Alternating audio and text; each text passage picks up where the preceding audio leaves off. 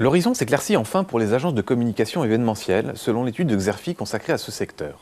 Les dépenses des annonceurs dans la communication événementielle progresseront ainsi plus franchement en 2016 et 2017 que les années précédentes. L'amélioration de l'environnement économique, la reprise des investissements et l'allègement des pressions sur les marges des entreprises ne sont bien sûr pas étrangers à cette hausse des dépenses. Il faut dire que les séminaires, colloques et autres conventions sont des moyens efficaces pour les entreprises de motiver leurs collaborateurs, de conquérir de nouveaux clients et de créer du lien avec leurs différents publics. Résultat, les experts de Xerfi pronostiquent que le chiffre d'affaires des agences spécialisées repartira de l'avant, confirmant la tendance amorcée en 2014. Pourtant, il ne faut pas céder à l'euphorie. Les conditions de marché restent en effet difficiles pour la profession. Face à des budgets encore restreints, les pressions des annonceurs en matière de délai, de prix et de créativité se renforcent.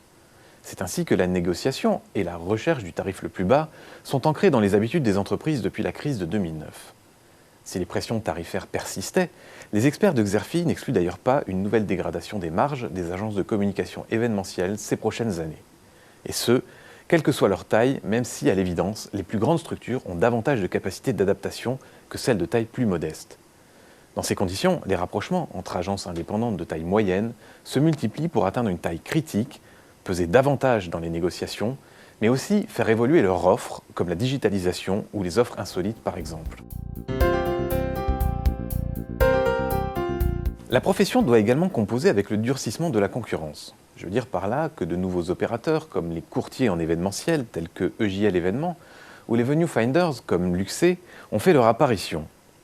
Surtout présents sur la toile, ces nouveaux venus mettent en avant la dimension petit prix de leur offre. En clair, ils ciblent le même type de clientèle que les petites agences, soit les TPE et PME.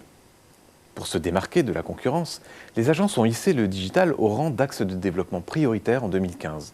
Une offre événementielle digitalisée présente en effet plusieurs avantages. Créer des prestations hors du commun, de nature à marquer les esprits, communiquer en amont, pendant et après la manifestation, et enfin évaluer les retombées de l'événement via, par exemple, les posts des internautes sur les réseaux sociaux.